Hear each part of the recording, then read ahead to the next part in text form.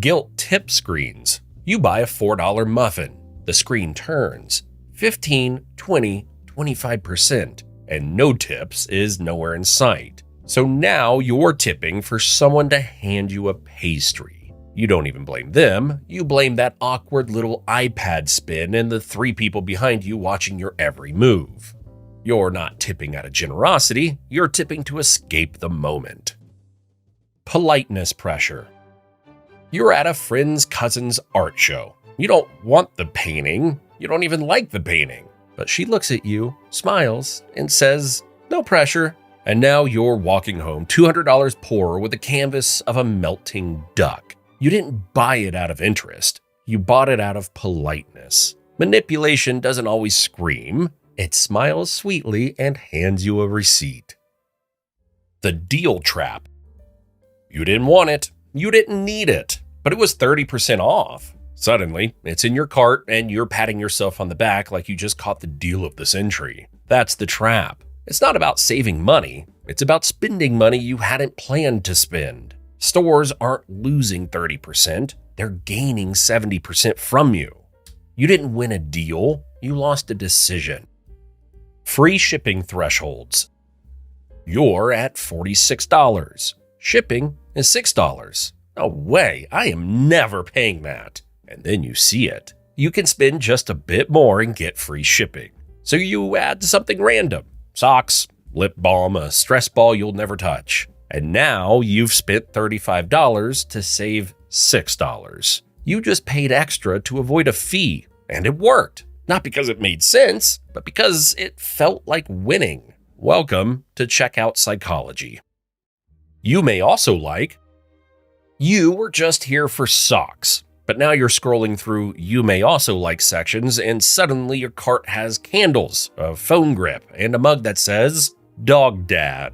That section isn't there for you. It's there for your impulses. You didn't also like it. You got baited. The algorithm made a suggestion and your brain called it fate. Volume-based pricing at cafes. Small, $3. Large, $3.75. You go large because it feels like a better deal, but you only got 10% more coffee for 25% more money. Cafes know you don't do the math. You're not paying for volume.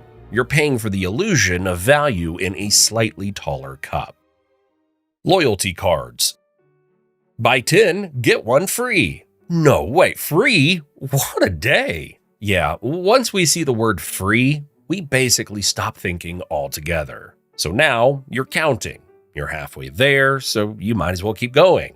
You weren't craving another overpriced latte. You were simply chasing that stamp. That card isn't a gift, it's a leash. Every time you pull it out, you're not being rewarded for loyalty. You're being tricked into it. Fake progress bars. You sign up. A loading bar appears. Just a moment. But it's not loading anything, it's stalling. Fake progress bars exist to keep you patient while the site loads ads or tracks your behavior. The bar doesn't measure progress. It measures your willingness to wait. And most people wait because it feels like something's happening. The pro at this was Windows XP. Free trap. They're giving out free samples. You didn't want dried mango. You weren't craving almond butter. But now you feel weird just walking away. So you take it. Maybe even buy it. Why? Because free rewires logic. You'll download sketchy apps, fill out surveys, or walk 3 blocks just to grab a free gift that isn't worth your time. Confirmation bias. You Google, "Are energy drinks bad?" But you're already sipping one. So instead of reading the first article, you skip to the one that says, "Actually, caffeine is great." That's confirmation bias. You don't want to learn. You want to be right. Your brain isn't searching for the truth, it's searching for backup. Google didn't help you research. It helped you agree with yourself. Only 2 left. You're browsing, casually considering buying something dumb, like a mini waffle maker shaped like a cat. Then you see it. Only 2 left in stock. Suddenly, it's not dumb, it's urgent. But that low stock warning? Half the time, it's fake. randomized or based on what your region is about to run out of. But you never know, right? 99-cent pricing. You know it's $10. Your wallet knows it's $10. But your brain sees 9 and thinks, oh yeah, a bargain. It's called charm pricing, and it works because we read left to right. That first digit hits hard, and your brain stops doing math. $4.99 feels cheaper than $5, even though it's a single cent. Logic loses. That 1 cent cost you $20 across the cart. Anchoring bias. The first number you see messes with your brain. A watch says 50% off. Now $200, originally $400. Suddenly, it feels like a luxury item, a steal. But what if it was never worth $400 to begin with? That high number was just a prop, meant to anchor your expectations. You're not judging the price. You're judging the story they wrapped it in. Choice overload. You walk into a store looking for shampoo. Can't be that difficult, right? There are 42 bottles. Coconut, charcoal, anti-frizz, color lock, caffeine-infused, whatever that means. 10 minutes later, you're stressed, sweaty, and you just grab the one that says new. Ugh, I didn't know shopping for shampoo required a special degree. Too many options don't help. They paralyze. When everything looks good, your brain short-circuits and picks whatever ends the decision fastest. That's not shopping. That's escaping. Bigger pack, worse deal. You see the big bag. It says value size in bold red letters. But look closer. Per unit, it's actually more expensive than the smaller one. It's the classic buy more, pay more special. The only thing you're saving is shelf space. They've upsized the packaging, slapped on a discount-looking label, and trusted you wouldn't do the math. And usually, you don't. The busy badge. You've got 3 tabs open, 2 half-finished texts, a reheated coffee, and a calendar that looks like a war zone. You tell people, I've just been so busy. And maybe you have. Or maybe you've just been drowning in noise and calling it productivity. Being busy feels important, but without direction, it's just chaos with a to-do list. Supersizing. Only 50 cents more? You're in. But that extra 50 cents bought you 500 extra calories, 38 grams of regret, and a soda cup that could hydrate a camel. Supersizing works because it feels like value. But it's not a better deal, it's just more of what you didn't need in the first place. Subscription auto-renewals. The first month is free. You click, you forget. And now you're paying $9.99 a month for something you haven't used since the trial. That's a business model built on malfunctioning memory tax. Those ever-present auto-renewals are counting on you being too distracted to cancel. Think about it next time. Are you clicking subscribe or getting trapped? Social proof. There's a tiny restaurant with 500 glowing reviews and a 40-minute wait. You assume it must be amazing, but here's the twist. People aren't always rating quality. They're rating popularity. You're not eating what's best. You're eating what other people said was best. It's groupthink disguised as good taste. And half the time, those 5 stars were powered by photogenic drinks, not actual flavor. Sunk cost fallacy. You're an hour into a bad movie. It's boring, predictable, and somehow both loud and dull. But you don't turn it off because you already made it this far. You're not watching because it's worth it. You're watching because you're trying to rescue the time you already lost. Well, good luck with that. Push notifications. Ding, your order shipped. Ding, limited offer. Ding, you haven't logged in today. That's not keeping you informed. That's keeping you distracted. These notifications hijack your focus. Each buzz pulls you out of whatever you were doing. Do it enough times and your brain stops focusing and it just jumps from alert to alert. And now, you're not the one in charge anymore. Flattery Hook. A stranger compliments your style. Then they try to sell you something. You smile, but deep down you know you're being worked. Flattery opens the door, and once you're softened up, the pitch walks right in behind it. It's not always a scam, but it is a tactic. And once you spot it, it stops being charming and starts feeling like bait. Everyone does it excuse. You park where you shouldn't. Shrug it off. Everyone does it. That phrase is the universal cheat code for guilt. It makes anything feel normal. Skipping the gym, forgetting a few things on your taxes, sneaking snacks into the movie theater. But saying everyone does it doesn't make it right. It just means you're outsourcing your conscience to the crowd. But hey, everyone does it. Endowment Effect. You own it, so it must be valuable. Even if it's a scratched up phone, a dusty Happy Meal toy from the 90s, or a jacket you haven't worn since 2014. Your brain overvalues what's yours, just because it's yours. You wouldn't pay $40 for it today, but you won't sell it for less than $60. Endless scroll. There's no "you've reached the end," no final page, no cue to stop. Social media was designed like a slot machine. Pull, reward, repeat. Your thumb doesn't stop because there's nothing telling it to. Without stopping cues, your brain loses track of time. What was supposed to be a 5-minute toilet break turned into 47 minutes and 3 videos you'll never remember. Dark patterns. You're trying to unsubscribe. The cancel button is gray. The keep subscription button is bright red.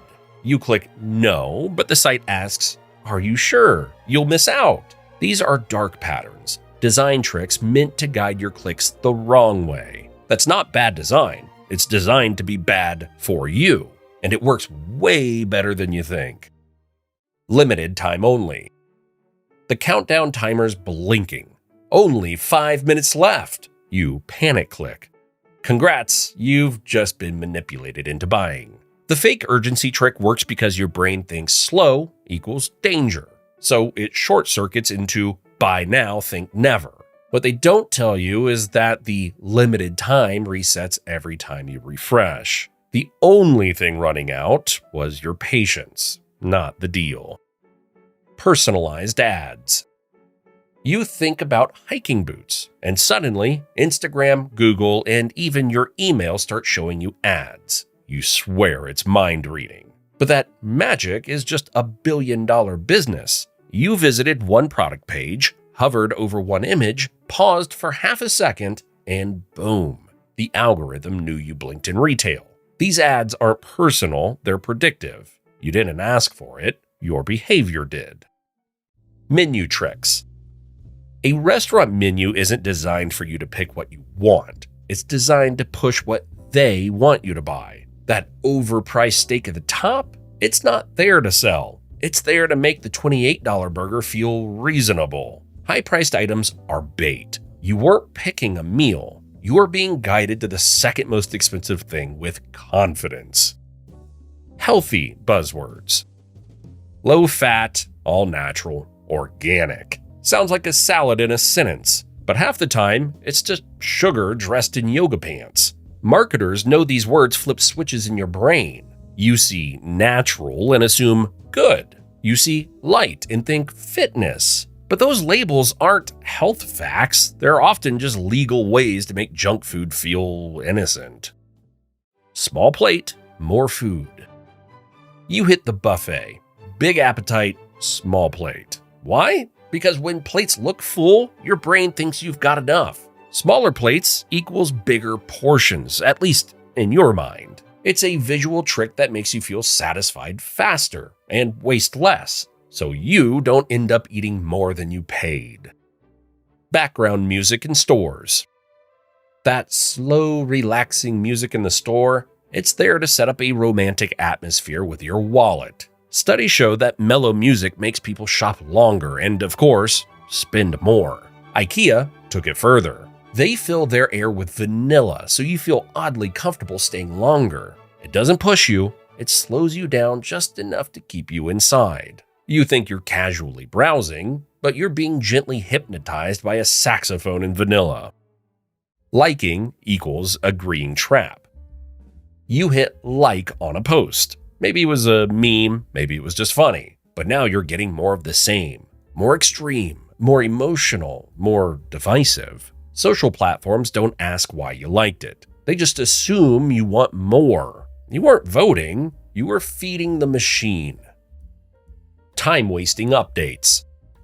Your app says, new update available. You install it. Nothing changed, except now you've reopened it and you're scrolling again. Some updates exist just to re-engage you, not fix bugs, not add features, just to nudge you back into the loop. False personalization. Hi Matt, we've picked this just for you. No, they didn't. They've replaced parentheses name with your name and slapped it on the same email they sent to 30,000 people. Personalization is just a marketing costume. The message was most likely a template sent to different customer groups. You're not special, you're segmented. Pre-checked boxes online.